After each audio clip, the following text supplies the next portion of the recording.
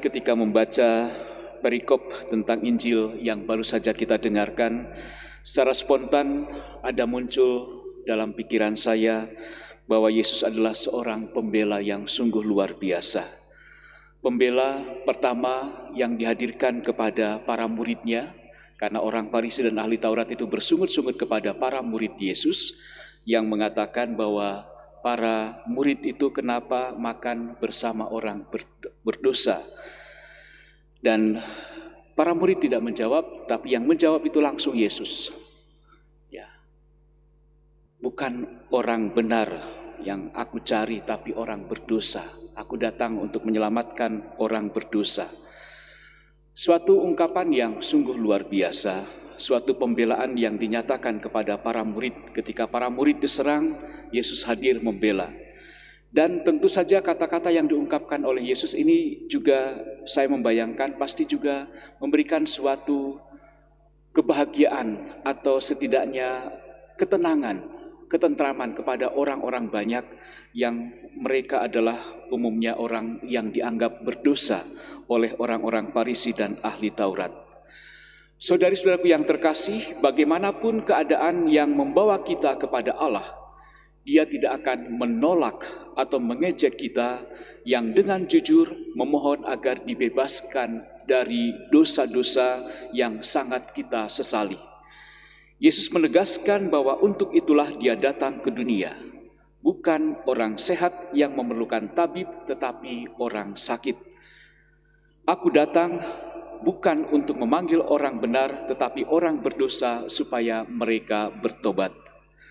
Pada saat bertobat, kita tidak hanya mengakui kesalahan, tetapi dengan kemauan sendiri berbalik dari dosa dan membuka diri untuk diubah oleh kuasa Allah.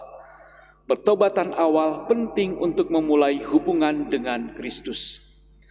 Pertobatan setiap hari diperlukan agar kita tetap ada dalam persekutuan yang erat dengan Tuhan dan bertumbuh secara rohani. Hal ini membawa kita pada pengampunan Allah dan kuasa-Nya yang mengubah hidup kita. Ketika Yesus memanggil murid-murid untuk mengikutinya, Dia menghendaki agar Dialah yang memimpin dan mengarahkan mereka, dan mereka mengikutinya. Seperti para murid itu, kita harus meninggalkan keinginan kita, taat kepadanya, dan memilih untuk kehilangan nyawa bagi Yesus. Saudari-saudari yang terkasih, banyak di antara kita yang seringkali menghidupi iman kita seolah-olah Kristus hadir untuk mengikuti kita. Bahkan mengikuti kemauan kita, kehendak kita, keinginan kita. Hanya dengan memilih untuk melepaskan rencana-rencana kita sendiri setiap hari dan mempercayai pimpinan Roh Kudus, kita dapat bekerja sama dengan Dia yang berkarya di dalam kehidupan kita.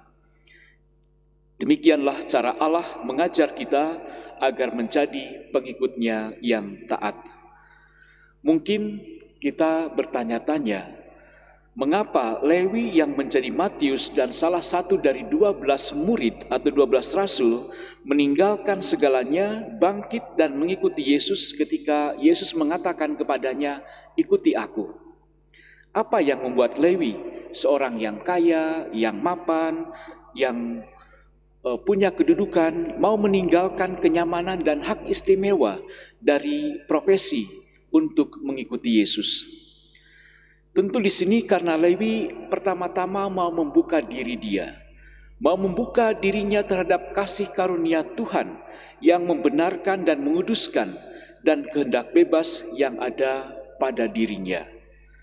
Lewi dipersiapkan oleh Tuhan untuk menerima undangannya, tetapi itu pun tetap membutuhkan persetujuan dari dirinya sendiri. Orang-orang Farisi dan ahli-ahli Taurat bersungut-sungut kepada murid-murid Yesus karena mereka makan dan minum dengan pemungut cukai dan orang berdosa.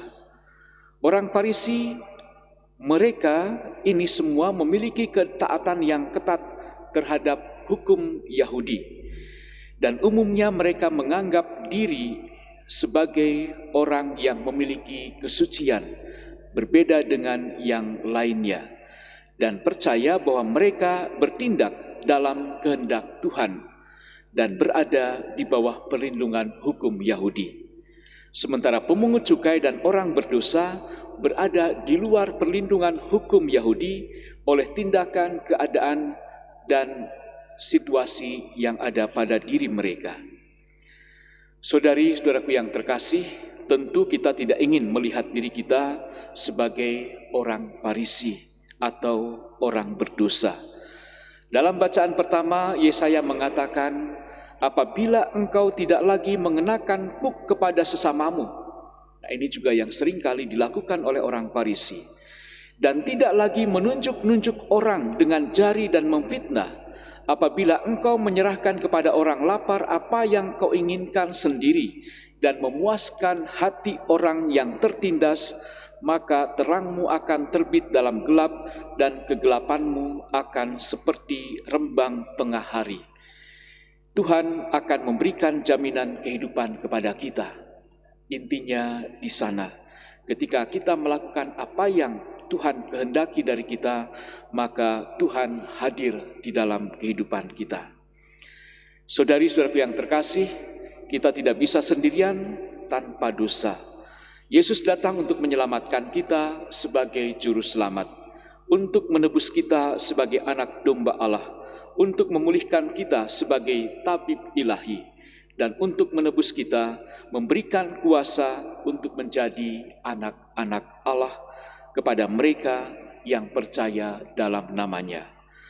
Saudara-saudariku yang terkasih, semoga masa Prapaskah yang sedang kita jalani ini sungguh semakin membukakan hati kita untuk menghadirkan dan berani bertobat di dalam kuasa kasih Tuhan. Tuhan memberkati.